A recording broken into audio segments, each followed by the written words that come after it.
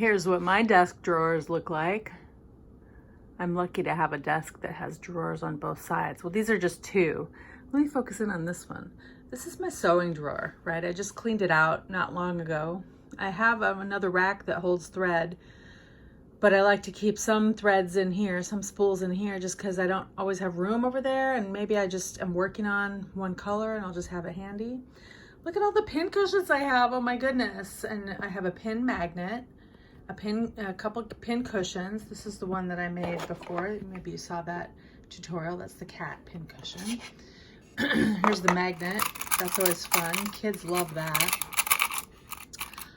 These are, what are these? These are pinking shears, and you can see that zigzag blade will cut like a zigzag edge. That helps to prevent fraying.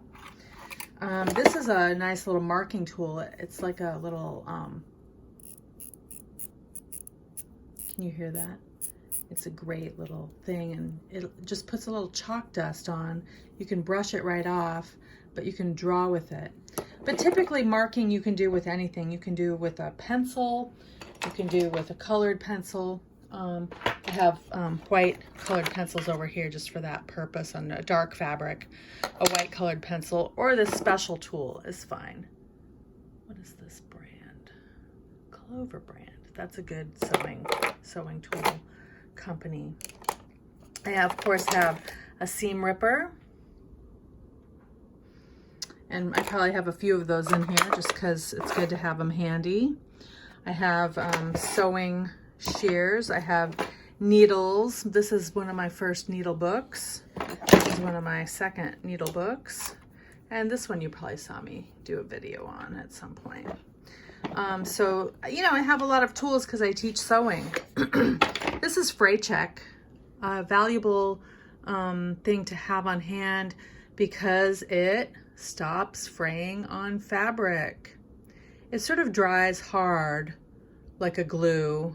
I think there are some other things you can get that don't dry so hard, but if you have a fabric that frays really terribly, like a Dupioni silk, then this is important to have, especially while you're working on it, especially if the seams are really small, like a 1/4 inch seams, a 1/4 inch seam.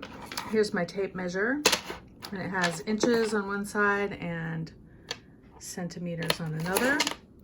This is something my dad had. I like to use my sewing kit, my sewing drawers, to hold little odds and ends, just because, you know, that's how my mom and my grandma did it. They always had special little things in here.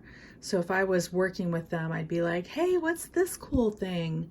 And then, like, here I have this cool little skull sculpture that I made. And I have this button here. This is a punk rock button from a band called the Avengers that used to be from San Francisco that I liked. So, you know, it's kind of a neat little place to keep little odds and ends. Like, what is this little guy? He's like a little soldier character. So I have him in here. And I don't know, this is a really cool pencil sharpener from Germany. Version, and some other ones. What's this from? And you know, so I keep a little odds and ends, little memories, and I like that. And what else is over here? I have a bunch of sewing machine needles too, in case I break a needle on my machine. I have that all handy. And you know, you can keep this in a different format. I have snips. Pencils, I have little rulers in case I need one. And over the years, I've collected a lot of different things. So here's like a cool little thing. I think this came with a lunchbox set my son had.